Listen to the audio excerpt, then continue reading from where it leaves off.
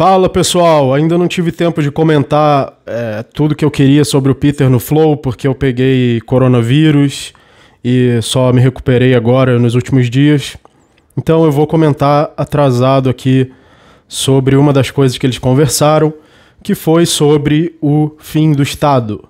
Houve a pergunta lá do Igor e do Monark de se o Estado iria acabar, ou se seria viável o Estado acabar, ou se podemos fazer alguma coisa para o Estado acabar.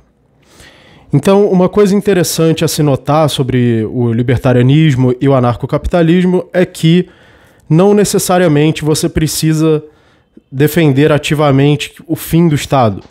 Muita gente tem essa ideia na cabeça de que o anarcocapitalismo é uma ideia que quer o fim do Estado e a qualquer custo, e que esse é o único objetivo do anarcocapitalismo, essa é a única prática, seria o fim do Estado. Mas isso não é verdade. Na verdade, o anarcocapitalismo ele é um sistema que se propõe como sistema sem Estado e que é baseado na ética libertária, porém, um libertário ele pode colocar essa ética em prática sem precisar que o Estado acabe. Como, por exemplo, no agorismo. Agorismo é uma ideia criada pelo Samuel Edward Conkin III, onde ele defende a prática de mercado sem a interferência do Estado. Ele defende que você, como indivíduo, faça sua prática de mercado, faça suas trocas voluntárias, contrate quem você quiser, compre o que você quiser, venda o que você quiser e mantenha o Estado fora disso o máximo possível. Então, a prática libertária não é apenas acabar com o Estado, mas sim se proteger do Estado. Saber que você está moralmente justificado ou eticamente justificado em fazer as suas trocas voluntárias e se proteger do roubo estatal, da intervenção estatal. Saber que a intervenção estatal é algo antiético. Então, uma coisa é você saber que você está moralmente justificado a proteger sua propriedade, né? A ética libertária ela pode ser explicada pelo princípio de não agressão, desde que você considere que essa agressão é agressão à propriedade privada, né? Então, ao indivíduo e sua propriedade privada, você não pode agredir aquele que não iniciou a agressão, porque você está violando o princípio de não agressão. E isso simplesmente vem do fato de que uma lei que permita a agressão é uma lei autocontraditória. É uma lei que se contradiz, porque alguns indivíduos podem iniciar agressão contra outros, como o Estado inicia agressão quando ele cobra impostos, quando ele impõe suas regulações pelo monopólio da força, enquanto outros indivíduos não podem iniciar agressão. Isso significa que a lei então se torna incoerente. O problema de violar o princípio da não agressão é você ter uma lei incoerente, uma lei contraditória. Então essa lei de propriedade privada, a ética libertária, ela é correta porque é uma lei que não se contradiz, né? E porque a sua negação seria uma lei contraditória. Então não é nenhuma questão de você ter várias leis possíveis e eu escolhi essa lei aqui porque ela é bonita e porque eu prefiro a lei libertária. A lei libertária se propõe como uma solução não contraditória da lei, enquanto que leis que permitam a agressão são autocontraditórias. Por isso elas são erradas conceitualmente, né? Então uma das formas de justificar a ética libertária é conceitualmente. O conceito de uma lei que permita a agressão à propriedade já está errado por se autocontradizer. Então, não é a única prática possível do libertarianismo, da ética libertária, o fim do Estado. Até porque realmente é muito inviável. Realmente seria muito difícil você acabar com o Estado. O Estado é uma máquina que evoluiu durante milênios, evoluiu para parasitar a sociedade durante milênios. Eles têm o monopólio da força, eles já têm todo o poder concentrado ele já tem inclusive todo o capital concentrado, já que grandes empresas que detêm o maior capital, que detêm o maior dinheiro, já são também ligadas ao Estado. Então é inviável, sim, você querer o fim do Estado. Poucos são os libertários que acham que podem acabar com o Estado, né? Mas existem outras práticas do libertarianismo. Só porque você não acha viável o fim do Estado, isso não significa que você deve deixar, então, de ser libertário. Você simplesmente sabe que o Estado é errado, assim como você sabe que o assalto a mão armada é errado, que crimes em geral são errados. Você não acha que eles vão acabar amanhã, você não acha que seja viável que eles acabem, mas você sabe que eles são errados. Então a ética libertária é isso, é uma justificação ética, uma justificação de que você está errado em violar o princípio da não agressão e que você está certo em evitar o Estado o máximo que você puder e fazer suas trocas voluntárias evitando a interferência do Estado. O agorismo, então, a prática da ética libertária pode ser individual e não depende que o Estado acabe. Você pode praticar o máximo que você puder nas suas trocas voluntárias, nas coisas que você faz, nas trocas de mercado que você faz.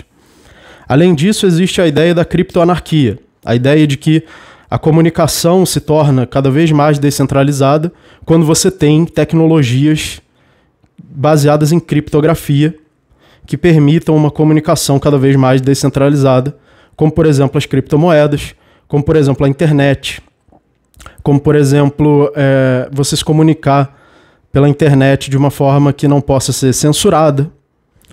Então a gente superou a censura por causa da internet, a gente superou o controle centralizado da moeda com a existência das criptomoedas, que ainda estão crescendo e ainda estão sendo adotadas cada vez mais. E um dia pode ser que a gente use essas criptomoedas no nosso dia a dia, e isso vai fazer com que a gente consiga evitar muito mais o Estado.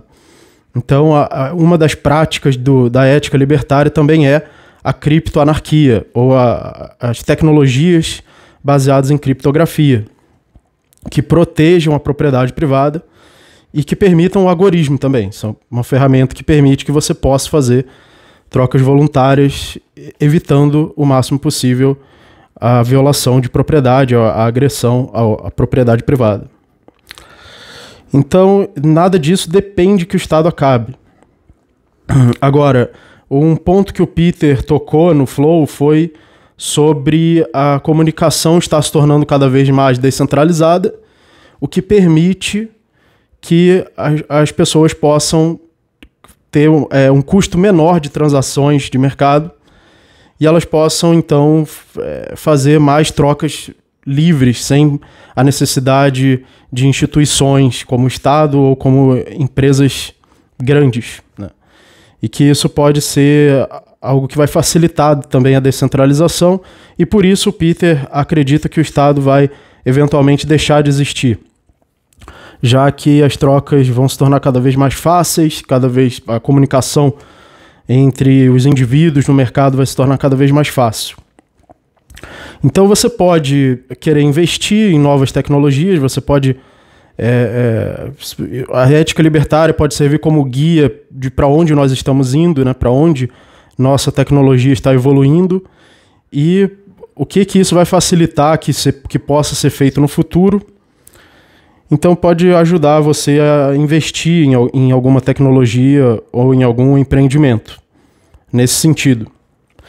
Então ela pode servir como um guia de para onde nós estamos caminhando. Não significa que você precisa que o Estado acabe, né? Então essa ideia de o libertarianismo precisa do fim do Estado é uma ideia um pouco errada, porque você pode colocar o libertarianismo em prática sem a necessidade de acabar com o Estado. Então existe a criptoanarquia, as tecnologias descentralizadoras, o agorismo. Então, o que a ética libertária diz é que, em essência, uma sociedade que viola o princípio de não agressão é uma sociedade onde conflitos não podem ser solucionados, já que existe esse conflito daqueles que podem violar o princípio de não agressão e aqueles que não podem. A ética não diz como a sociedade deve funcionar. Como vamos resolver o problema de hospitais, escolas e ruas, e estradas, etc. A ética libertária não diz como fazer isso, porque isso não é uma questão ética, já são questões de outras áreas, onde cada pessoa vai se especializar e vai oferecer os seus produtos e serviços de acordo com o seu conhecimento, de acordo com a sua especialização. O que a ética vai dizer é que se você não seguir a ética de propriedade privada, o princípio de não agressão, você vai ter uma sociedade com conflitos que não vão poder ser solucionados. É isso que a ética diz. E, portanto, existe a possibilidade de você resolver esses conflitos e você fazer essas soluções acontecerem de uma forma que não viole o princípio de não agressão. E é uma evolução da sociedade, onde haja uma descentralização, vai naturalmente evoluir para isso. Principalmente quando você tem a evolução da comunicação descentralizada e das criptotecnologias. Existe outra barreira também para o fim do Estado, que é a biologia humana, né? A gente evoluiu como primatas em bandos, com líderes, com grupos. E a gente tem esses instintos ainda muito fortes de grupos e líderes e partidos políticos a serem superados, né? Então, mais uma vez, é algo que a gente vai precisar evoluir, não só como sociedade, mas evoluir tecnologicamente ou biologicamente. Biologicamente, a gente demoraria milhões de anos ainda para evoluir, né? Então, é por isso que existe a ideia do transhumanismo, também a ideia de integrar o ser humano com a tecnologia, que alguns libertários também gostam dessa ideia. E é algo que está sendo desenvolvido, tecnologias genéticas, tecnologias de inteligência artificial. O Elon Musk está querendo implantar chips no cérebro do ser humano. Isso pode ajudar no futuro a superar as limitações biológicas do ser humano, instintivas, que fazem ele se apegar à autoridade, ao Estado ou outros tipos de autoridade. Então é isso. O libertarianismo não depende do fim do Estado, ele pode ser colocado em prática de várias formas antes que o Estado acabe, e ele é, mais do que tudo, um princípio ético que pode servir como guia de vários caminhos que a gente tem aí para evoluir, ou para investir, ou para empreender. Muito obrigado. Não se esqueçam de se tornar membros do canal para ter acesso às aulas de escola austríaca e libertarianismo. E até o próximo vídeo.